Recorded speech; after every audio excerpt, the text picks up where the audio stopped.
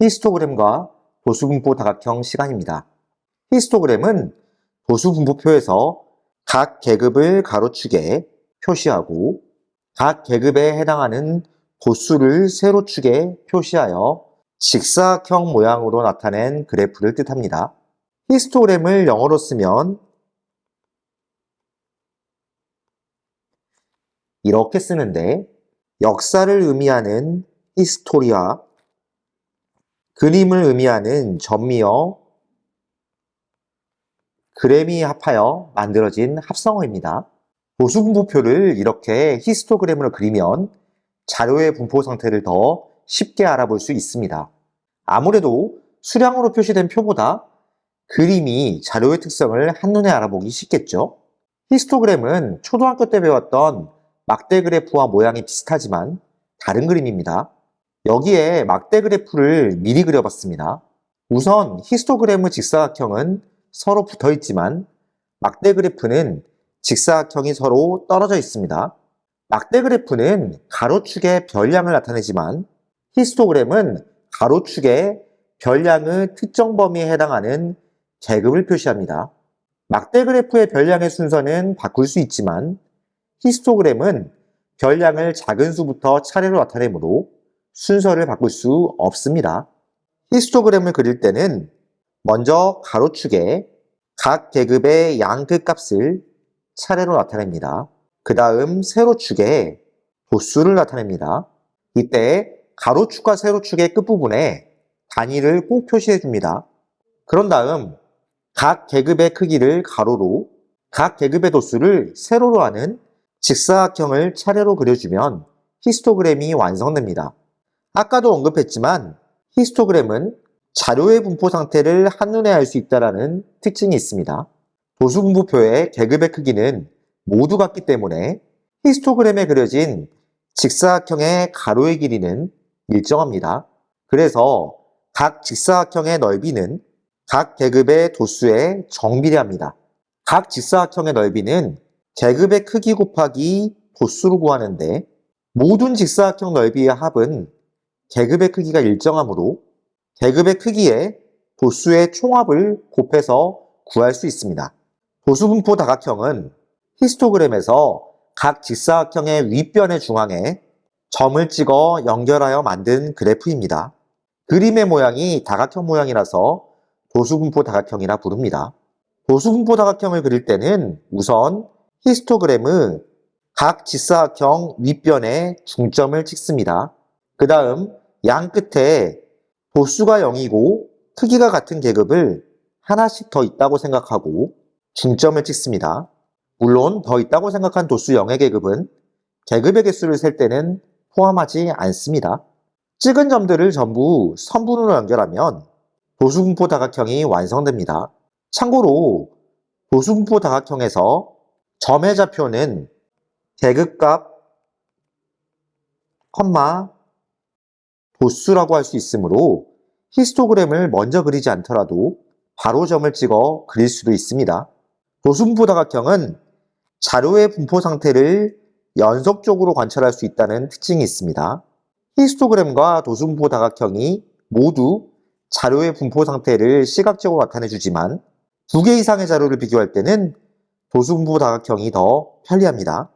도수분포 다각형과 가로축으로 둘러싸인 다각형의 넓이는 히스토그램에서 각 직사각형의 넓이의 합과 같습니다. 여기 도수분포 다각형의 일부를 확대하여 그려봤는데 여기 표시된 두 삼각형 A하고 B는 밑변의 길이와 높이가 각각 같은 직각삼각형이므로 넓이가 같습니다. 결국 히스토그램 위에 그린 도수분포 다각형은 밖으로 나와 있는 부분의 삼각형이 안쪽에 빈 부분을 모두 채울 수 있기 때문에 도수분포 다각형과 가로축으로 둘러싸인 부분의 넓이는 히스토그램의 경우와 같이 계급의 크기 곱하기 도수의 총합으로 구합니다. 자, 그렇다면 예제 문제를 살펴보겠습니다. 13번입니다. 다음은 공사부 학생들이 1년 동안 봉사활동을 한 시간을 조사하여 나타낸 히스토그램입니다. 계급의 크기를 A시간, 계급의 개수를 B, 도수가 가장 작은 계급을 C시간 이상, D시간 미만이라고 할 때 A 더하기 B 더하기 C 더하기 D의 값을 구하시오 라고 되어 있습니다. 자, 우선 가로축에 표현되어 있는 계급을 살펴보면은 이렇게 간격이 6씩 돼 있죠. 그래서 계급의 크기는 6이라고 하면 되겠습니다. 그리고 계급의 개수는 하나, 둘, 셋, 넷, 다섯, 6개의 계급이 있다고 봐야겠죠. 그래서 B의 값은 6이 됩니다.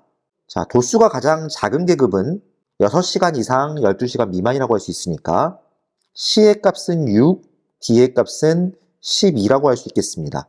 자, 그렇다면 A 더하기 B 더하기 C 더하기 D의 값을 구해본다면 6 더하기 6 더하기 6 더하기 12를 구해야 되니까 더하면 30이 되겠죠? 따라서 13번 문제의 정답은 30입니다. 다음 14번입니다. 아래 그림은 하영인에 반 학생들의 키를 조사하여 나타낸 히스토그램입니다. 다음 중 히스토그램을 보고 알 수 없는 것을 고르라고 되어 있습니다. 1번 계급의 크기, 가로축을 보면 파악할 수 있죠. 2번 계급의 개수, 자 계급의 개수를 그대로 세면 됩니다. 이것도 알 수 있겠습니다. 3번 하영인에 반 학생들의 키의 분포 상태, 히스토그램 자체가 키의 분포 상태를 한눈에 알아보는 거니까 3번도 맞죠. 4번 하영인의 반 전체 학생 수, 여기도 도수를 전부 더하면 전체 학생 수를 알 수 있기 때문에 4번도 맞습니다. 자, 5번 하영인의 반에서 가장 키가 큰 학생의 키, 가장 큰 학생은 지금 165 이상 170 미만에 들어가 있으니까 이 범위에 들어있다는 것 정도는 알 수 있지만 정확한 키는 알 수가 없죠. 그래서 5번이 틀렸습니다. 따라서 14번 문제의 정답은 5번입니다. 다음 15번입니다. 다음 그림은 소미인의 반 학생 30명의 영어 점수를 조사해 나타내는 히스토그램입니다. 도수가 가장 큰 계급의 직사각형의 넓이를 구하시오 라고 되어 있습니다. 자, 도수가 가장 큰 계급은 70 이상 80 미만의 계급이죠. 여기 해당되는 도수는 9라고 할 수 있겠습니다. 직사각형의 넓이는 계급의 크기에다가 도수를 곱해서 구하니까 여기 계급의 크기는 10이라고 할 수 있겠죠. 그래서 직사각형의 넓이는 10 곱하기 9로 구할 수 있습니다. 계산해보면 90이 되기 때문에 도수가 가장 큰 계급의 직사각형의 넓이는 90이 됩니다.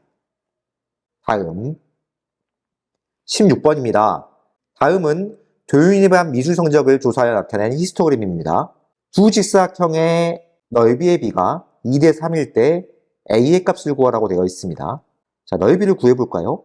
여기 계급의 크기가 10이 되기 때문에 A의 넓이는 계급의 크기 곱하기 도수 8 하면 80이 됩니다. B의 넓이는 계급의 크기 곱하기 도수가 A죠. 계산하면 10A가 됩니다. 넓이의 비가 2대 3이라고 했으니까 80대 10A는 2대 3이라는 비례식을 세울 수 있습니다. 내항의 곱은 20A가 되고 외항의 곱은 240이 되기 때문에 A 값을 구하면 A 값은 12가 된다고 할 수 있겠죠? 따라서 16번 문제의 정답은 12가 되겠습니다. 다음 17번입니다. 다음은 형석인의 반 학생들이 일주일 동안 운동한 시간을 조사하여 나타낸 히스토그램인데 일부가 찢어져 보이지 않는다고 합니다. 운동 시간이 6시간 이상 7시간 미만인 학생이 전체 20%라고 할 때 전체 학생 수를 구하시오 라고 되어 있습니다. 운동 시간이 6시간 이상 7시간 미만인 계급의 도수는 6이죠. 6이라고 써주겠습니다. 그러면은 이 6에 해당하는 게 전체의 20%라고 한다면은 100%에 해당되려면은 여기다가 5를 곱해야겠죠? 마찬가지로 왼쪽에도 5를 똑같이 곱해주면 32곧 100%라고 할 수 있겠습니다. 문제에서 전체 학생 수를 구하라고 했기 때문에 전체 학생 숫자는 30명이라고 써주면 정답이 되겠죠? 17번 문제의 정답은 30명입니다. 다음 18번입니다. 다음 그래프는 어느 학급 학생들의 영어 성적을 조사해 나타낸 도수분포 다각형입니다. 재영이가 5등 안에 들기 위해서는 영어 시험에서 몇 점 이상 받아야 되는지 구하시오라고 되어 있습니다. 지금 도수분포 다각형에다가 도수를 써볼까요? 첫 번째 제일 높은 계급에는 도수가 2, 두 번째 계급에는 3이 돼 있죠. 자, 그렇다면은 최소 80점 이상이 되어야 5등까지라고 할 수 있기 때문에 재영이가 5등 안에 들기 위해서는 영어 시험에서 80점 이상 받아야 앞에서 5명 안에 들 수 있겠죠? 정답은 80점입니다. 다음 19번입니다. 다음 그래프는 어느 학급의 봉사활동 시간을 나타낸 도수분포 다각형입니다. 이때 도수분포 다각형과 가로축으로 둘러싸인 부분의 넓이를 구하시오라고 되어 있습니다. 도수분포 다각형과 가로축으로 둘러싸인 부분의 넓이는 계급의 크기에 도수의 총합을 곱해서 구했었죠. 자, 여기서 계급의 크기는 4가 됩니다. 도수의 총합은 2에다가 3, 그리고 7에다가 13, 그리고 6에다가 4를 더해서 구할 수 있겠죠. 이 도수들을 전부 더해 본다면은 이렇게 10, 이렇게 20, 이렇게 5가 되니까 도수의 총합은 35가 되겠습니다. 자, 그렇다면 4 곱하기 35를 하게 되면 도수분포 다각형과 가로축으로 둘러싸인 부분의 넓이를 구할 수 있겠죠. 계산해보면 140이 되겠습니다. 따라서 19번 문제의 정답은 140입니다. 다음 20번입니다. 아래 그림은 영혼에 반한 남학생과 여학생이 가지고 있는 필기구의 개수를 조사하여 나타낸 도수분포 다각형입니다. 다음 중 옳은 것을 모두 고르라고 되어 있습니다. 지금 남학생의 도수분포 다각형과 여학생의 도수분포 다각형이 한 번에 같이 표시되고 있죠. 이렇게 두 도수분포 다각형을 한 번에 그리면 두 자료의 분포 상태를 비교하기가 편리합니다. 자, 선택지를 살펴볼까요? 1번, 여학생 수가 남학생 수보다 더 많다.